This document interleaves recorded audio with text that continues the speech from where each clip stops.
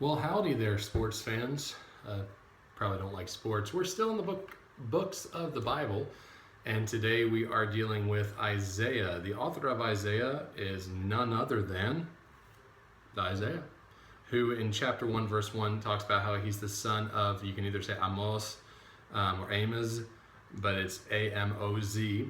The date's around 740 to 700 BC. In chapter 6, verse 1, it starts in the year that King Uzziah died.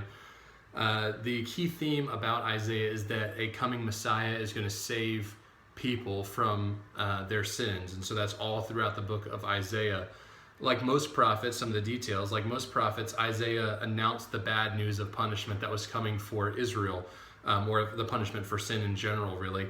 But he also described a coming Messiah who's going to be wounded for our transgressions, bruised for our iniquities, and with his stripes we are healed. It says that in Isaiah chapter 53. So he's going to talk about this throughout the book, but especially in chapter 53.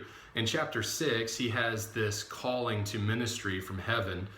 Really, he was prophesying even before then, but in chapter 6 is when he gets his call from God to prophesy, and it's the famous words of who is going to go for us, and Isaiah says, "Here am I, send me." But Isaiah wrote this book that some people call the fifth gospel because it predicts the birth, life, and death of Jesus Christ some 700 years after this book was written. So it goes through some of those details.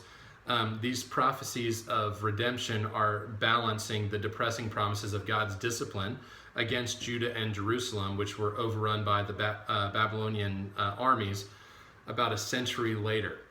So Isaiah's prophecy ends with a long section which will describe God's restoration of Israel, his promised salvation, and his eternal kingdom.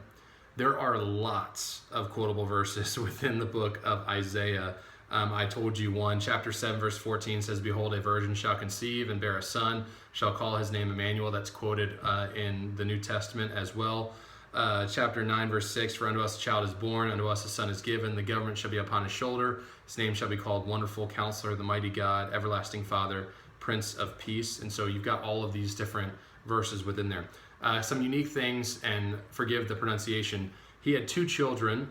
One was Shir Jashub, which meant a remnant shall return.